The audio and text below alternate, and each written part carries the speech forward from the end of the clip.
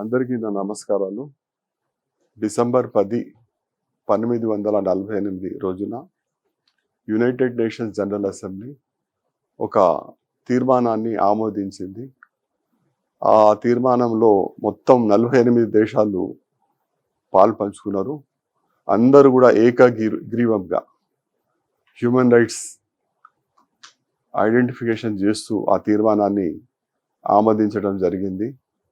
దాంట్లో ఏ దేశం కూడా వ్యతిరేకంగా ఓట్ చేయలేదు. అదొక పెద్ద గొప్ప ఇంటర్నేషనల్ ఈవెంట్. దాంట్లో మన భారతదేశం కూడా పాల్పంచుకున్నది. ఆ రోజున ప్రతి మానవుడు అందరికి కూడా హ్యూమన్ రైట్స్ ఉంటాయి. అందరికి right to equality, right to Liberty, right to freedom, right to speech. దాంట్లో రైట్ టు ఎడ్యుకేషన్ కూడా చాలా ఇంపార్టెంట్ కీ ఇష్యూగా తీసుకోవడం జరిగింది. అది కూడా రికగ్నైజ్ చేయడం జరిగింది. దాని తర్వాత అనేక దేశాలు, ఏదైతే దేశాల్లో ఆ రోజు ఆ తీర్మానాన్ని ఆమోదించలేదో తర్వాత కూడా ఆ దేశాలు కూడా దాన్ని అడాప్ట్ చేసుకోవడం కూడా జరిగింది. అంటే దానికంటే ముందు భారతదేశ ప్రపంచ చరిత్రలో అనేక విధంగా ప్రిజనర్స్ కానివ్వండి, ఉమెన్ కానివ్వండి, చిల్డ్రన్ కానివ్వండి, కార్మికులు కానివ్వండి, ఎవరి కూడా రైట్స్ అంటూ ఏమి లేదు. ఎవరు కూడా తన ఇష్టారాజ్యంగా పనిచేసేవాళ్ళు. దాని తర్వాత ఎప్పుడైతే హ్యూమన్ రైట్స్ డిక్లరేషన్ అనేది ఆమోదించబడిందో అప్పుడు ఈ హ్యూమన్ రైట్స్ వాల్యూ అనేది అందరికి తెలవడం జరిగింది. అప్పటి నుంచి ఇంతవరకు కూడా అనేక దేశాలు కూడా చట్టాలు చేయడం జరిగింది. మన దగ్గర కూడా 1993లో human rights protection of act pass చేయడం జరిగింది. దానికి అనుగుణంగా నేషనల్ హ్యూమన్ రైట్స్ కమిషన్ మరియు రాష్ట్ర హ్యూమన్ రైట్స్ కమిషన్ ఎస్టాబ్లిష్ చేయడం జరిగింది. రాష్ట్ర హ్యూమన్ రైట్స్ కమిషన్లో ఒక చైర్పర్సన్, 2 మెంబర్స్ ఉంటారు. ఆ క్రమంలో మన రాష్ట్రంలో నాతో పాటు ఇంకా 2 మెంబర్స్ ఉన్నారు. మేమంతా 17 ఏప్రిల్ 2025 నాడు ఛార్జ్ తీసుకోవడం జరిగింది. అప్పటి నుంచి యాక్టివ్గా పనిచేయడం మొదలుపెట్టినారు. మేమైతే ఎప్పుడైతే ఛార్జ్ తీసుకున్నామో ఇక్కడ మొత్తము 10,967 కేసెస్ పెండింగ్ ఉన్నాయి హ్యూమన్ రైట్స్ వయలేషన్స్ గురించి. వాటి విచారణ చేపట్టినాము. దాంతోపాటు ఈ గత 8 నెలల్లో 3,309 కేసెస్ కూడా కొత్తవి రావడం జరిగింది. మేము ఈ 8 నెలల్లో మీ ముగ్గురం సభ్యులం కలిసి 9,900 చిల్లర కేసులు పరిష్కారం చేయడం జరిగింది. దాంట్లో భాగంగా చాలా రికమెండేషన్స్ గవర్నమెంట్కి చేసినాము. అంటే ఇప్పుడు కొన్ని ఇన్సిడెంట్స్ అయినాయి, ఎలక్ట్రిక్యూషన్స్ అయినాయి, దాని తర్వాత కొన్ని యాక్సిడెంటల్ డెత్స్ అయినాయి, కొన్ని ఎడ్యుకేషనల్గా కూడా పరంగా చూసుకుంటే విద్యార్థులకు కాలేజ్ చదువు పూర్తయిన తర్వాత ఇంజనీరింగ్ కానివ్వండి, ఫార్మసీ కానివ్వండి, ఫీజు రియంబర్స్మెంట్ ఇష్యూ ఉంది అని చెప్పేసి వాళ్ళకి ఒరిజినల్ సర్టిఫికెట్స్ కాలేజెస్ రిటర్న్ చేయలేదు. ఆ సర్టిఫికెట్స్ రిటర్న్ చేయాలని చెప్పేసి కూడా కాలేజెస్కి రికమెండేషన్ చేశాము. ఉన్నతాధికారులు, హైయర్ ఎడ్యుకేషన్, యూనివర్సిటీ కూడా రికమెండ్ చేశాము. దాదాపు అందరూ కూడా ఒరిజినల్ సర్టిఫికెట్స్ రిటర్న్ ఇవ్వటం జరిగింది. దాని తర్వాత చాలా రికమెండేషన్స్, ఎక్కడైతే క్రైమ్ జరిగినప్పుడు కొన్ని సందర్భాలలో కేసెస్ రిజిస్టర్ చేయకపోవటము, పోలీస్ కేసెస్ రిజిస్టర్ చేయకపోవటము, ఎప్పుడైతే వాళ్ళు మన కమిషన్ని ఆశ్రయించారో ఆ కేసెస్ కూడా టేకప్ చేసినాము. ఎగ్జామిన్ చేసి కూడా సూటబుల్ రికమెండేషన్ చేసినాము. చాలా వరకు కొన్ని వేజెస్ విషయంలో కానివ్వండి, ఫెసిలిటీస్ విషయంలో కానివ్వండి, అనేక విషయాలలో ఎక్కడైతే వైలేషన్స్ అన్నాయో ఐడెంటిఫై చేసి సూటబుల్ రికమెండేషన్స్ చేసినాము. సెక్షన్ 18లో కమిషన్కి రికమెండేషన్ చేసే అధికారాలు ఉన్నాయి. దాని తర్వాత రికమెండేషన్ చేసిన తర్వాత ఒక పరిమితి ఉంది. ఒక నెల రోజుల లోపల ఆ రికమెండేషన్స్ని గవర్నమెంట్ ఎవరైతే రికమెండేషన్ చేసినామో వాళ్ళు ఆ రికమెండేషన్ని వాళ్ళ కామెంట్స్ అయినా కానివ్వండి లేదా కంప్లైంట్స్ కానీ చేయవలసి ఉంటుంది. ఆ రిపోర్ట్స్ కూడా కాల్ఫాట్ చేయడం జరిగింది. చాలా వరకు రిపోర్ట్స్ కూడా గవర్నమెంట్ తరఫు నుంచి, గవర్నమెంట్ ప్రభుత్వ ఉద్యోగుల తరఫు నుంచి కూడా వాళ్ళు కూడా వాళ్ళ రికమెండేషన్స్ని ఆమోదించి వాళ్ళు యాక్సెప్ట్ చేసేసుకొని కంప్లైంట్స్ రిపోర్ట్స్ కూడా వేయడం జరిగింది. చాలా విధాలుగా అంటే కమిషన్ వచ్చినప్పటి నుంచి మేము జైల్స్ విజిట్ కానివ్వండి, అక్కడ ఉన్నటువంటి పరిస్థితులు, ప్రిజనర్స్ ఏ విధంగా ఉన్నారు, వాళ్ళ పరిస్థితి, వాళ్ళ ఆహారం కానివ్వండి, ఎన్విరాన్మెంట్ కానివ్వండి, ఇంకేదైనా అతర పరిస్థితులు ఉంటాయి కదా, అవన్నీ కూడా క్షుణ్ణంగా ఉన్నాయా లేవా అనేది కూడా 2-3 ప్లేసెస్లో విజిట్ చేసి చూడడం జరిగింది. అట్లానే హాస్పిటల్స్ కూడా విజిట్ చేయడం జరిగింది. దాంట్లో ప్రధానంగా మహాత్మా గాంధీ హాస్పిటల్ సికింద్రాబాద్ పోవడం జరిగింది. అక్కడ ఉన్నటువంటి డాక్టర్స్ తోటి మాట్లాడటము, పేషెంట్స్ని ఏ విధంగా ట్రీట్మెంట్ ఇస్తూ ఉన్నారు అనేది తెలుసుకోవటము, దాని తర్వాత వాళ్ళు చేస్తున్నటువంటి కార్యక్రమాలు, వాళ్ళ అడ్వాన్స్ టెక్నాలజీ ఈరోజు గాంధీ హాస్పిటల్ అవైలబుల్ ఉంది.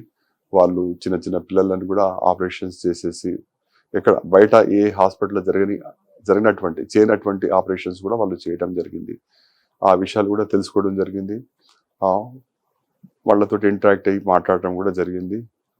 ఇంకా ప్రధానంగా ఇప్పుడు హ్యూమన్ రైట్స్ కమిషన్లో ఏంటంటే లిఖితపూర్వకంగా కూడా దరఖాస్తు పెట్టుకోవచ్చు, లేదా ఆన్లైన్ కూడా కంప్లైంట్ ఇచ్చుకోవచ్చు, లేదా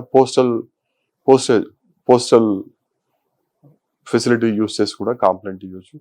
దీంట్లో ఏంటంటే ప్రధానంగా ఏదైనా కంప్లైంట్ రాసినప్పుడు జనరల్గా ఇప్పుడు మనుషులకు ఇప్పుడు వేరే స్థానాల్లో పోవాలంటే చాలా డీటెయిల్గా క్షుణ్ణంగా రాయాల్సి వస్తుంది. ఇక్కడ జరిగిన అన్యాయం ఏంటిది అంటే life, Liberty, dignity, education right to violate అయినప్పుడు ఒక పేరాగ్రాఫ్ రాసినా కూడా చిన్నగా వాళ్ళకు వచ్చే లాంగ్వేజ్లో, వాళ్ళకు వాడుకలు ఉన్నటువంటి పదజాలంలో రాసినప్పటికీ కూడా వాటి మీద కాగ్నిజెన్స్ తీసుకోవడం జరుగుతూ ఉంది. వారికి సరే ఎప్పుడైనా సివిల్ మ్యాటర్స్ కమిషన్కి వచ్చినాయి అనుకోండి, వాళ్ళకి చెప్పడం కూడా జరుగుతూ ఉంది, ఇది సివిల్ మ్యాటరు, కమిషన్ దీంట్లో జోక్యం కలిగించుకోలేదు, మీరు సివిల్ కోర్టుకు వెళ్ళండి అని చెప్పేసి. అదేవిధంగా కొన్ని కేసెస్ గురించి కూడా చెప్తారు వాళ్ళు, ఏంటంటే కొట్టినారు, చేసినారు, అటెంప్ట్ మర్డరు, థ్రెట్, అటువంటివి చాలా ఇండియన్ పినల్ కోడ్లో ఉన్నటువంటి భారత న్యాయ సంహితలో కాన్స్టిట్యూట్ అయిన అఫెన్సెస్ని కూడా విచారణ చేసేసి మీరు దీనికి పరిష్కారం జరగాలంటే మీరు కోర్టుకు వెళ్ళండి అని కూడా సూచనలు చేయడం జరుగుతూ ఉంది. ఏ కంప్లైంట్ వచ్చినా కూడా ప్రతిదీ కూడా నంబర్ చేసుకొని దాని మీద ఏదో ఒక ఆర్డర్ పాస్ చేయడం జరుగుతూ ఉంది. అంటే ఆర్డర్ అనేది ఖచ్చితంగా మన protection of human rights act పరిధిలో ఉండాలా. యాక్ట్లో ఏ విధంగా సబ్జెక్ట్ని డీల్ చేయాలంటే ఆ విధంగానే చేయాలా. దాన్ని ఉల్లంఘించకుండా ఉన్నటువంటి హ్యూమన్ రైట్స్ కమిషన్కు ఉన్నటువంటి లిమిటేషన్స్ కానివ్వండి, ఉన్నటువంటి పవర్స్ కానివ్వండి, రికమెండేషన్స్ కానీ అవి క్షుణ్ణంగా చూసి దాని ప్రకారంగానే ఆర్డర్స్ పాస్ చేయడం జరుగుతూ ఉంది. ఎవరైనా కూడా అన్యాయం జరిగినప్పుడు, డిగ్నిటీ వైలేట్ అయినప్పుడు, లిబర్టీ వైలేట్ అయినప్పుడు, ఎడ్యుకేషన్ పరంగా కూడా అన్యాయం జరిగినప్పుడు, దాని తర్వాత వేరే విధంగా కూడా ఏ విధంగానైనా హ్యూమన్ రైట్స్ ఎఫెక్ట్ అయినప్పుడు, అంటే హ్యూమన్ రైట్స్ అనేది మన యాక్ట్ లోపల 2(1)(d)లో లైఫ్, లిబర్టీ, డిగ్నిటీ, ఈక్వాలిటీ అనేది ఉంది. ఇవి వైలేట్ అయినప్పుడు ఖచ్చితంగా హ్యూమన్ రైట్స్ కమిషన్ ఇంటర్ఫియర్ అవుతుంది, కాగ్నిజెన్స్ తీసుకుంటుంది. వాటి గురించి అదర్ సైడ్కి వేరే వాళ్ళ నుంచి సంబంధిత అధికారుల దగ్గర, వ్యక్తుల దగ్గర రిపోర్ట్స్ కాల్ఫాట్ చేసి దాని మీద విచారణ జరిపిన తర్వాత ఆర్డర్స్ పాస్ చేస్తుంది. ఈ విధంగా అదే కాకుండా హ్యూమన్ రైట్స్ పర్పగేషన్ కూడా అవసరము. ఆ చర్యలు కూడా అందరం కలిసి తీసుకుంటా ఉన్నాము. దాని గురించి కూడా దగ్గర ఉన్న with in the territory of Telangana proposals ఉన్నాయి. అక్కడ వాళ్ళని కూడా పబ్లిక్ని అవేర్నెస్ క్రియేట్ చేయడం జరుగుతుంది. ఇప్పుడు ముందైతే ఉన్నటువంటి పెండెన్సీ, ఎందుకంటే 2012 నుంచి మన దగ్గర కేసెస్ పెండింగ్ ఉన్నవి మేము చార్జ్ తీసుకున్నప్పుడు. ఇప్పుడు 2018 దాకా పాతవి మొత్తం తీసేసాము. దాని తర్వాత 2018, 19, 20, 21, 22, 23, 24 కేసెస్ కూడా చాలా వరకు విచారణ జరిపి ఆర్డర్స్ పాస్ చేయడం జరిగింది. ఇప్పుడు ఈరోజు ఇక్కడ హ్యూమన్ రైట్స్ కమిషన్లో 4880 కేసెస్ వరకే పెండింగ్ ఉన్నాయి. ప్రతి వారం కూడా 100 కేసుల దాకా ఇంకెక్కువ కేసులు కూడా ఇక్కడ రిజిస్టర్ అవుతా ఉన్నాయి. ఖచ్చితంగా ఎవరు వచ్చినా కూడా హ్యూమన్ రైట్స్ పరిధిలో గనక ఆ విషయం వస్తే తప్పకుండా వారి ఆ విచారణ జరిపి సరైనటువంటి రికమెండేషన్ చేయడం జరుగుతుంది. సోమోటోగా ఈ రోజు వరకు 37 కేసెస్ మేము తీసుకోవడం జరిగింది. దాంట్లో యాక్సిడెంటల్ డెత్స్ ఉన్నాయి, ఎలక్ట్రిక్యూషన్ డెత్స్ ఉన్నాయి, కుక్క కాట్లు ఉన్నాయి, హాస్టల్లో పిల్లల ఫుడ్ పాయిజనింగ్ రిలేటెడ్ కేసెస్ ఉన్నాయి, ఇంకా ఇతర కేసెస్ ఉన్నాయి. దాంట్లో 163 కేసెస్లలో కూడా గవర్నమెంట్కి సూటబుల్ రికమెండేషన్స్ కూడా జరిగింది. దాంట్లో కంపన్సేషన్ కూడా ఇవ్వమని చెప్పి రికమెండేషన్ చేయడం జరిగింది. ఈ ఖచ్చితంగా ఎప్పుడైతే హ్యూమన్ రైట్స్ వైలేషన్ అవుతుందో ఎలక్ట్రానిక్ మీడియా ద్వారా, ప్రింటెడ్ మీడియా ద్వారా హ్యూమన్ రైట్స్ కమిషన్కి నోటీస్కి వస్తుందో తప్పకుండా సోమోటోగా తీసుకోవడం జరుగుతుంది, విచారణ జరపడం జరుగుతుంది. సంబంధిత ఆఫీసర్స్ కానివ్వండి, వ్యక్తులు కానివ్వండి, వాళ్ళ నుంచి కూడా రిపోర్ట్స్ కాల్ ఫార్ చేయటం జరుగుతుంది. అండ్ దాని తర్వాత ఈ ప్రాసెస్ అయిపోయిన తర్వాత reports human rights commission recommendation చేయడం కూడా జరుగుతూ ఉంది. ఇప్పుడు ఈ ముఖ్య ఉద్దేశం ఏంటంటే ఏదైనా హ్యూమన్ రైట్స్ కమిషన్ కేసు వచ్చినప్పుడు మ్యాక్సిమం 6 నెలల లోపల రికమెండేషన్ అనేది జరగాలనేది మా కృషి. ఆ ప్రకారంగా జరగాలని చెప్పేసి అందరం, నాతో పాటు ప్రవీణ గారు ఉన్నారు మెంబర్గా, జ్యుడిషియల్ మెంబరు, దాని తర్వాత డాక్టర్ కిషోర్ గారు ఉన్నారు ఇంకో మెంబరు, అందరం కూడా కృషి చేస్తూ ఉంటాము. December 10th సందర్భంగా అందరికీ ప్రజలకు నేను మా హ్యూమన్ రైట్స్ కమిషన్ తరఫు నుంచి శుభాకాంక్షలు తెలుపుతా ఉన్నాను. ఏదైనా విషయము సెక్షన్ 2(1)(d)లో వచ్చినప్పుడు ఖచ్చితంగా హ్యూమన్ రైట్స్ కమిషన్కి రండి. ఖచ్చితంగా ఈ కమిషన్ మీకు తప్పకుండా అసిస్ట్ చేస్తుంది అన్ని రకాలుగా. మీరు కమిషన్లో ఎంటర్ అయిన తర్వాత మా స్టాఫ్ మెంబర్స్ ఉంటారు, వాళ్ళు గైడ్ చేస్తారు. కమిషన్లో ఏ విధంగా మీరు కంప్లైంట్ ఫైల్ చేయాలా, మరి అది ఏ రోజు నాడు విచారణకు వస్తుంది, మీ ప్రెజెన్స్ అవసరమా కాదా అనేది కూడా చెప్తారు.